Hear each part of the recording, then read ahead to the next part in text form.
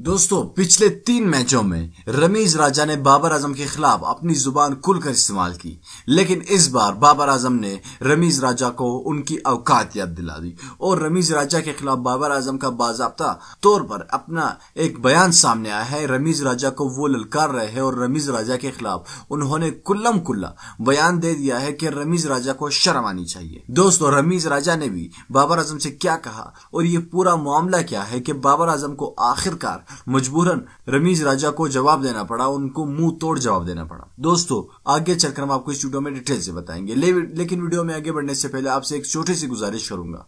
आप इस लड़ाई में किसका साथ देंगे, बाबर आजम का साथ देंगे या रमीज राजा का साथ देंगे?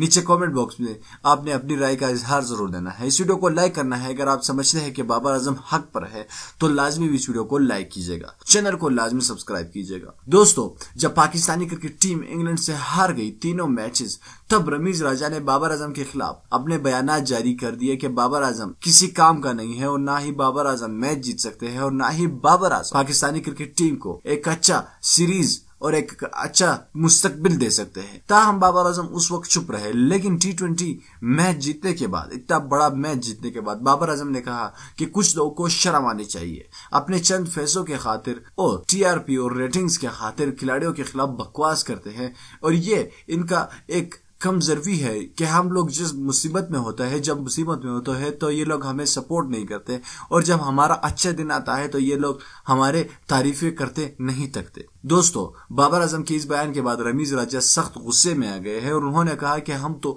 तनकीद करते हैं कि आप लोग बेहतरी की तरफ जाए, लेकिन आप लोगों को तो तनकीद बर्दाश्त नहीं होती। तो इन दोनों की जंग में आप किसको सपोर्ट करेंगे? नीचे कमेंट बॉक्स में अपने राय का इजहार जरूर देना है। आपने चैनल को सब्सक्राइब करना है, साथ ही वीडियो को जरूर लाइक करना है और साथ ही चैनल को सब्सक्राइब करते वक्त उस वीडियो बेल आइकन पर भी क्लिक कीजिएगा ताकि फ्यूचर में हम जैसी ही कोई नई वीडियो अपलोड कर सके उसकी नोटिफिकेशन आपको वक्त पर मिल सके। मैं मिलना चाहूंगा आपसे अगली वीडियो में, तब तक के लिए इजाजत दीजिएगा। अल्लाह हाफिज।